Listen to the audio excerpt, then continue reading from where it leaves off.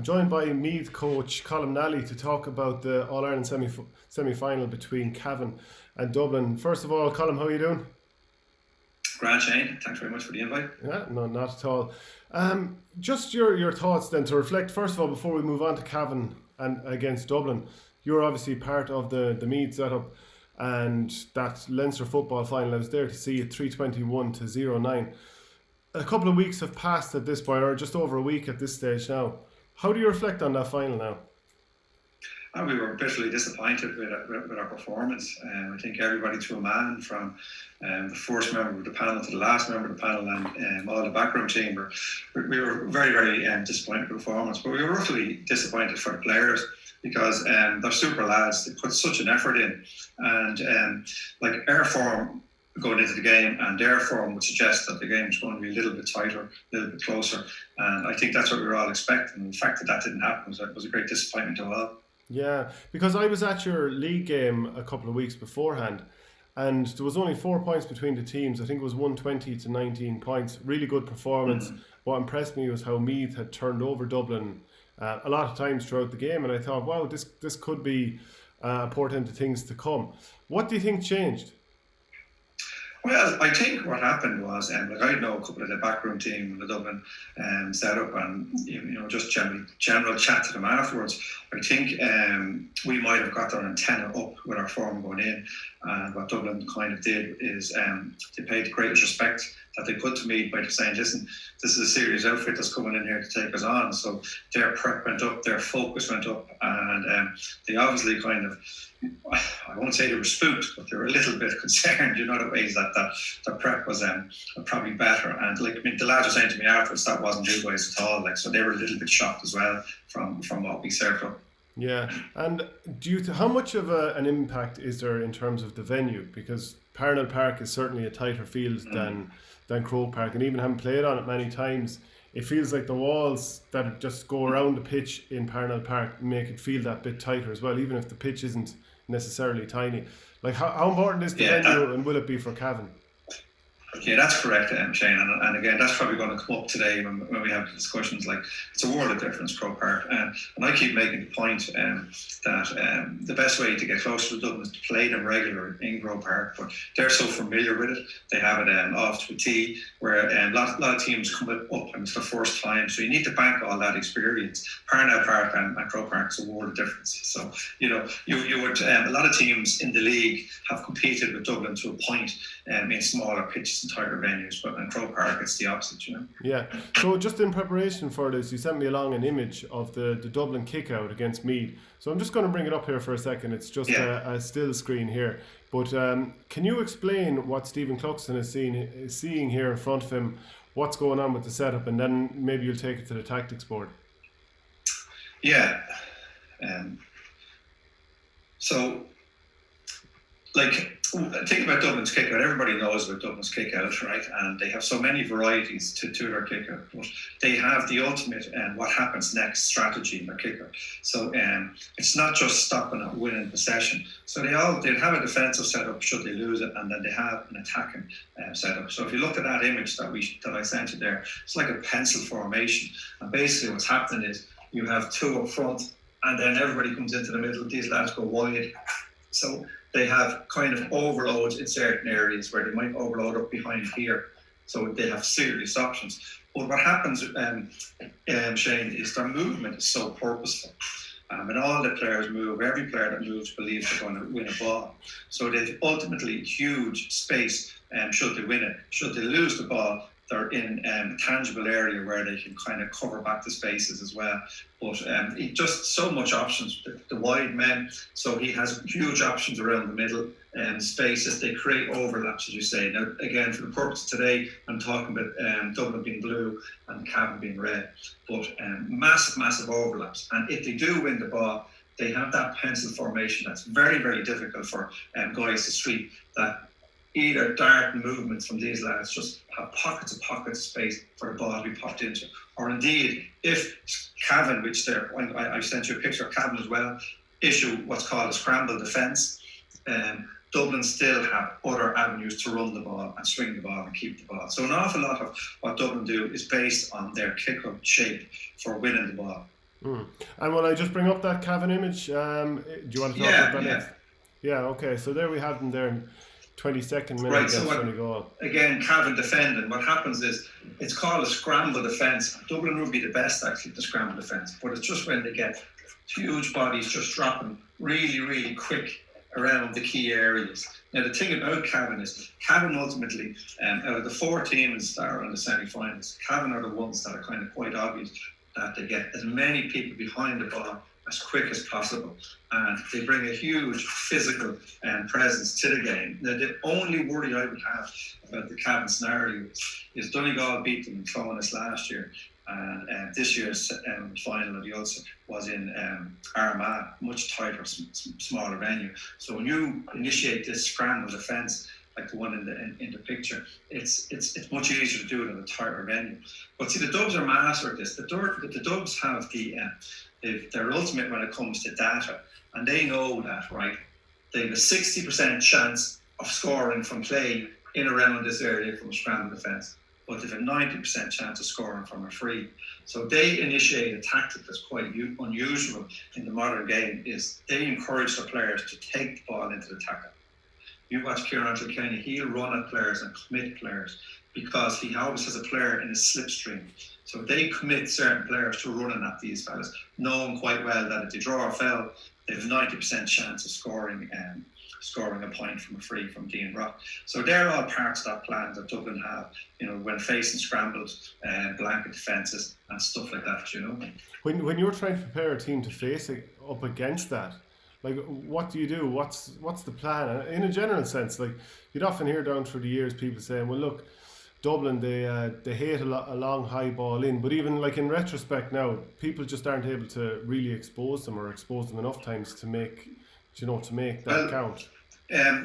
If you want, right, one of the best ways to describe Dublin's system is quite simply this: the top slows, the middle engages, and the back gets set up. Doesn't matter who you are, no matter where you are. So what I mean by this, okay, again, this is Cavan, right? So the top, if Cavan get win a breaking ball or turnover in this sense, and they're breaking out, what happens is the couple of players here in Dublin, they won't really tackle them.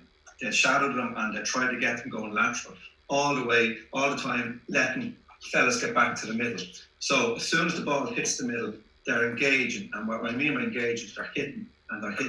Okay, and all the time they're getting somebody back to the D. Now, if you watch every match Dublin plays, one player used to be Keane O'Sullivan, it's been Johnny Cooper today, just moves around the D, shadowing the play. So that's getting their back set up. So again, the top slows, the middle engages, and the back gets set up. Now you could have a corner forward here getting set up. Now they will take any man back to the D, but they want certain men in the D. I'm just worried. I'm just thinking now. Last against us, it was Johnny Cooper. That might not happen in Cavan because they need his physical presence out the field to match Cavan's physical presence. So you might see Owen Merchant dropping back there. And that's what they do. And they're always engaged around the middle with getting men back. Like Dublin get all their men behind the ball at times, right? But that's the system they use. The top slows, the middle engages, and the back gets set up. Do you understand? And yeah, absolutely. It makes an awful lot of sense. And is that something that other teams are trying? Like, does everyone do that? And it's just that Dublin have superior athletes and players. See, that's the thing, right? Like, that's the thing. A lot of these teams play a similar system, okay? And basically, with the whole modern football now, is everybody attacks and everybody defends to a point. Okay, it doesn't matter what your number are, but you can do your defending up here. Like a key presence for Dublin is help side. So that means our corner forwards has to be help side. That only means being in front of their man marker. Doesn't matter what area they are in the field. And they have a superb on-the-ball defence and a superb off-the-ball defence. So what Dublin will do off the ball is they sort of just make sure that they cut out avenues and they cut out areas for you to play. So what's going to be interesting on Sunday is the thing about Cavan is, out of all the teams that played the last couple of weekends, Cavan takes the most risks, I felt.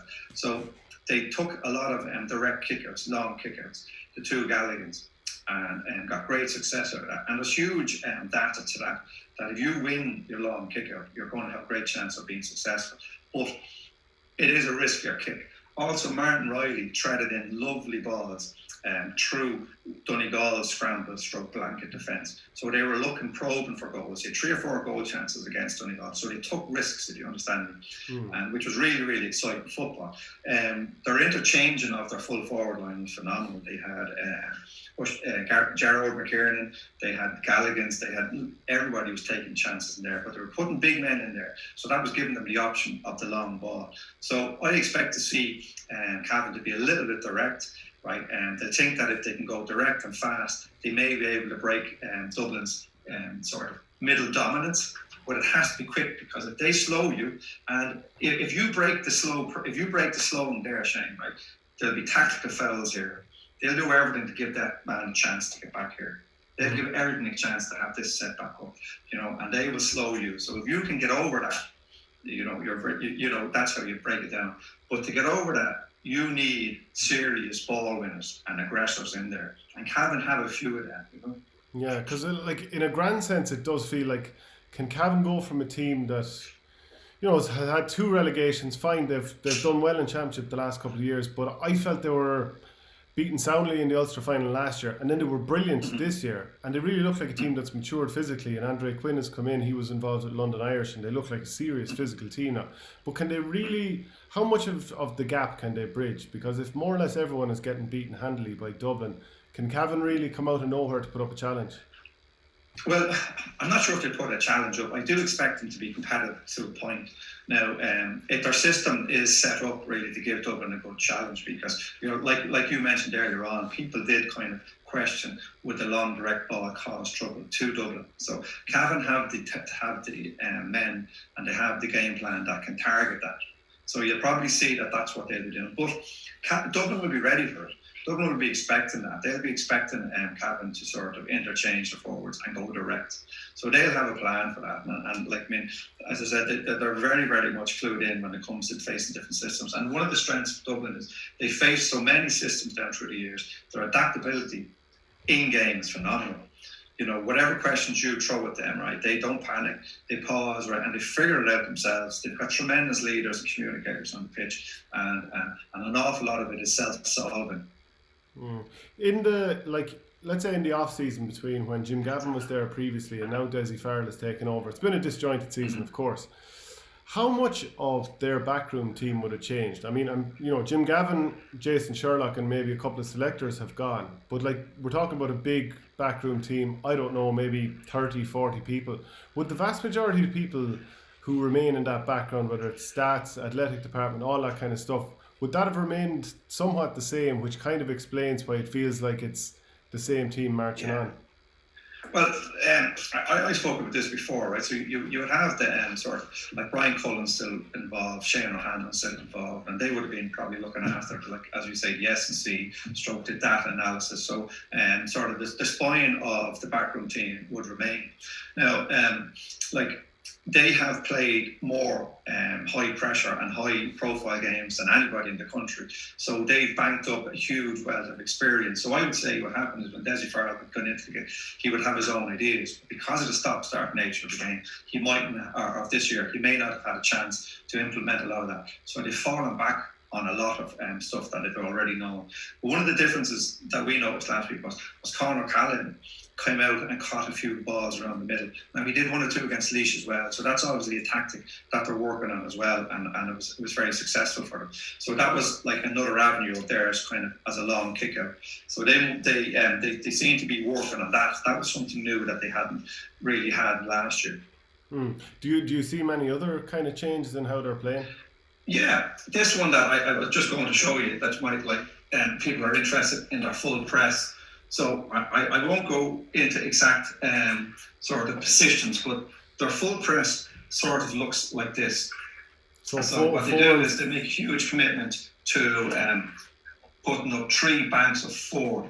Now, you'll see Stephen Tuxon might even come out and occupy an area on the 45. But if you look at this, this is the stuff we would have noticed. So by setting up like that, I don't know if you notice, they create 3 channels. 1, 2, 3. Okay, so no matter where Raymond Gallagher kicks the ball. So if he takes his kick out and he aims it for this area, okay, everybody in channel 3 goes towards that kick out. Okay, and then the 2 remaining channels move over. And so they keep their shape. Like, it's phenomenal, the amount of work they've done, and it's synced. And the body shape of the players from Dublin, okay, they don't face an open body to the kick out. They face a shoulder to them. So they're bobbing and weaving. So they're ready to move, or they're ready to pounce on the short kick out. So ultimately, if that ball is not won clean from that long kick out, they're already shifting over. They're getting 2 or 3 over, okay, and they're covering, ready for their attack. So what Dublin do, Shane, is right, they plan for winning the kick out. So already these boys moving over are ready for that ball should it be won. You know, so it's a phenomenal machine to see in operation, but it's based on 3 channels and all moving in sync. It's really, really well drilled. So again, that is adaptable. If your goalkeeper has a kick out that might reach the halfway or further, then the press drops a little lower. If it's a shorter kick out, the press goes a little bit higher. If it's a windy day, so the press will stay, but it'll be adjusted based on conditions and personnel that you're playing against. So it's really, really tricky. You know what people look, if you win the kick out, you're going to be fouled or stopped, okay, and then the slowing from the top, the engaging in the middle, and the getting set at the back comes into play. That's what they do. Believe it or not, you know, getting the short kick out away gives you a better chance to get up the field if you can. But what they do is they work you so hard, and teams expend so much energy trying to attack them. Yeah, because it seemed like when they were playing against Meath, that it wasn't until they got inside the 45 that they met any pressure, whereas as soon as Meath had the ball, even if they're, and I know you talked about the whole like shadow them at the start and then engage around the middle, it seemed like you were getting engaged and almost being sent backwards before you even met midfield. And something that stuck out to me was Michael Fitzsimons pressuring guys, a corner back at midfield and doing it really well. Yeah. And like, here's an interesting stat. Like, you're kicking on 20-metre line. Any kick out inside the 45-metre line now, we deem it as a short kick out. Okay, so we have 14 of them, and we got 13 away. Okay, now if you looked at that match, you wouldn't think that. But I mean, out of our short kick out, so that's kick outs within from the 20-metre to 45, we got 13 of them away. When we went mid-range, which is just over it, we had 13 of them and we retained 7. But once we went long, which is just around the middle, we had 5 long kickouts and we only retained 2. So out of all them kickouts that they won, they probably scored from. So they really target your kickouts. But the point about the 3 boxes, the 1, 2, 3, is they're already preparing for turning you over. They're already creating space on one side, and they've got men in situ. They haven't got all the men behind the ball. If you get me. So they have plan all the time. But at the same time, it seems like pretty simple stuff, like set up zonally and set traps. Or am I missing something? No. Well, the next thing is like, if you notice when Dean Rock scored his first goal against Meath, right?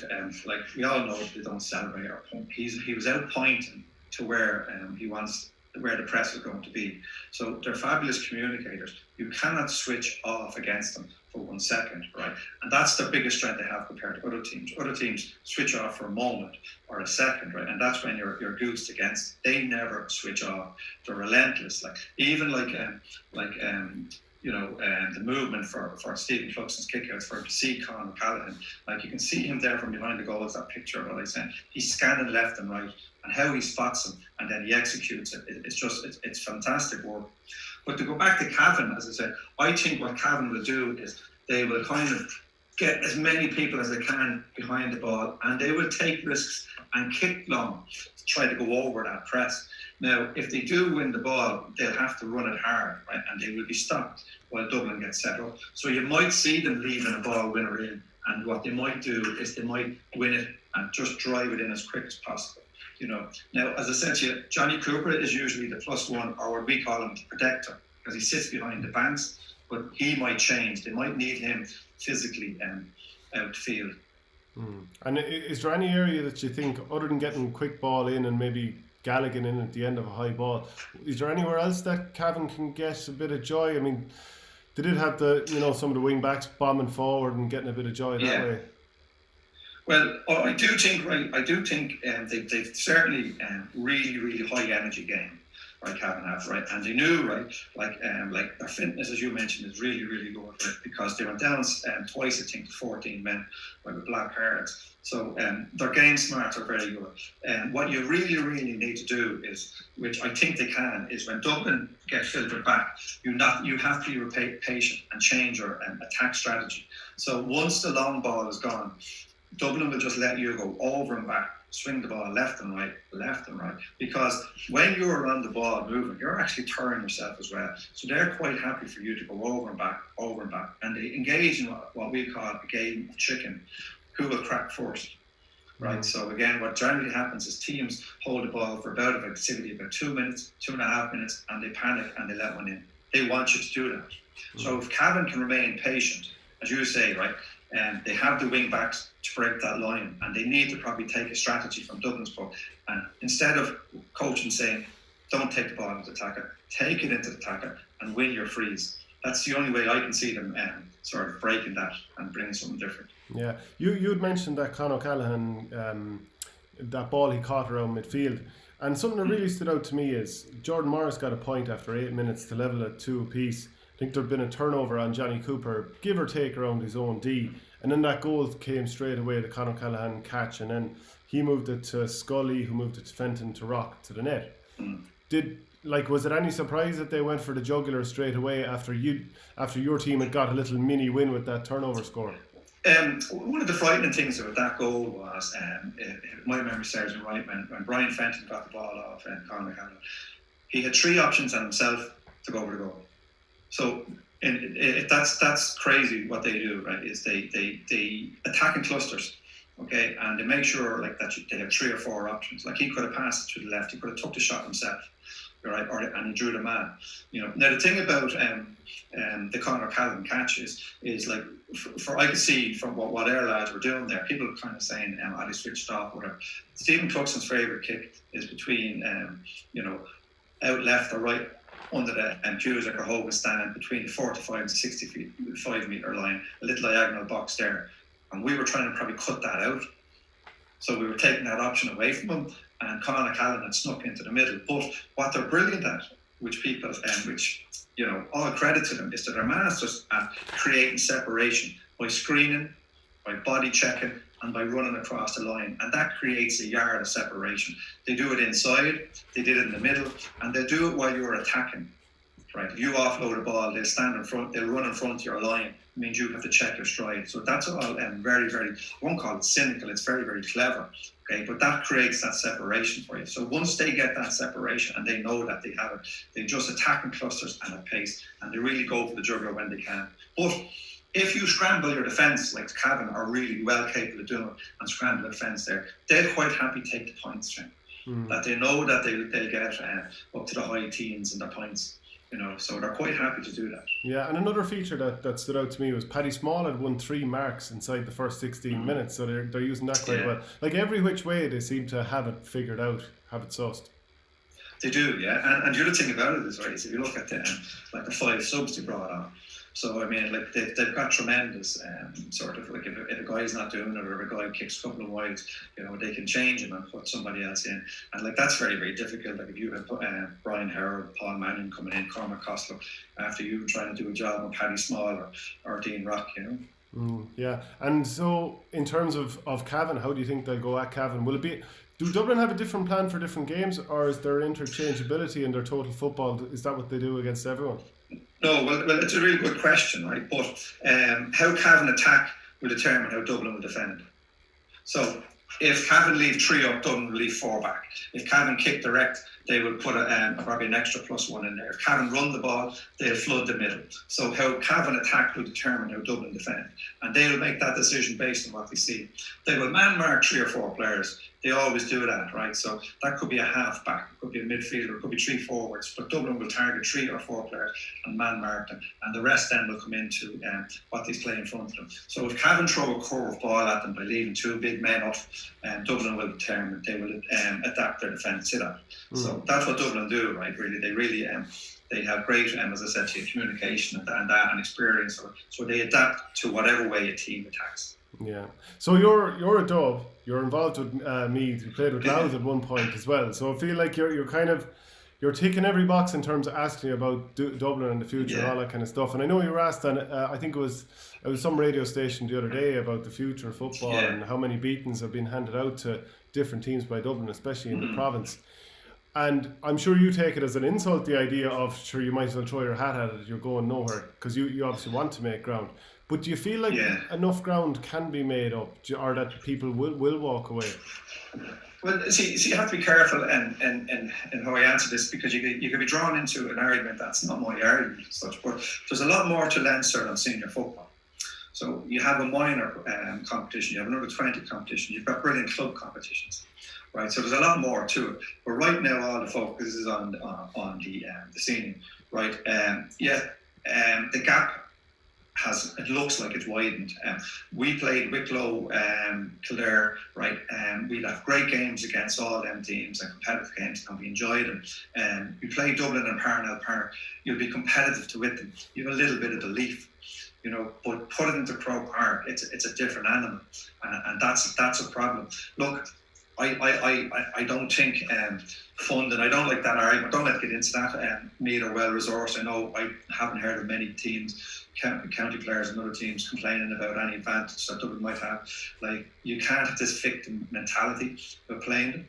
It's a numbers game. They have far more. They have 32 senior clubs, 32 intermediate clubs, I think. It's a numbers game, but it's always been a numbers game, Shane, in Dublin, right? They have their act together in that they produced some excellent players.